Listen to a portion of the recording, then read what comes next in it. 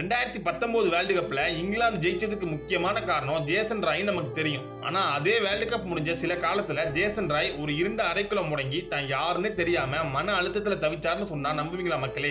Cricket கிரவுண்ட்ல சிங்கமா கர்ஜிச்ச ஒரு மனுஷன் நிஜ வாழ்க்கையில தன்னோட நிழலை பார்த்தே பயந்து நடுங்கினாரு. 2022ல ஒரு மேட்ச்ல விளையாடும் போது ராய்க்கு திடீர்னு ஒரு பயம் வந்தது. அது பவுலர்களை பார்த்துல மக்களே, அவருக்குள்ள இருந்த அந்த பேனிக் அட்டாக். மூச்சு விட முடியாம தவிச்சு அப்படியே கிரவுண்ட்ல உட்காந்துட்டாரு. என்னால இனி கிரிக்கெட் விளையாட முடியாதுன்னு சொல்லி கிரிக்கெட்டை விட்டு விலகிற முடிவுக்கே போயிட்டாரு. இவ்வளவு ஆக்ரோஷமா ஆடுற ஒரு மனுஷனுக்குள்ள இவ்வளவு பெரிய பயம் ஒளிஞ்சிருந்தது உலகத்துக்கே தெரியாது மக்களே. 2023 வேர்ல்டு கப் ராய் தான் ஓபனிங் இறங்குவாருன்னு எல்லாரும் எதிர்பார்த்தாங்க. ஆனா கடைசி நிமிஷத்துல அவருக்கு ஒரு போன் கால் வந்தது, நீங்க டீம்ல இல்ல அப்படின்னு. ஒரு மனுஷன் தன்னோட மொத்த உழைப்பையும் கொடுத்ததுக்கு அப்புறம் கடைசியில தூக்கி எறியப்பட்டப்போ ராய் என்ன பண்ணார் தெரியுமா? அந்த கோபத்தை ஆட்டத்துல காட்டுறதுக்கு பதிலா ஒரு பெரிய இடைவெளி எடுத்துக்கிட்டு அமைதியா போயிட்டாரு. ஒரு மனுஷன் தோக்குறது தப்பு இல்ல மக்களே, ஆனா தோத்துட்டு திரும்ப எந்திரிக்காம இருக்கிறது தான் தப்பு. ஜேசன் ராய் ஒரு ஃபீனிக்ஸ் பறவை.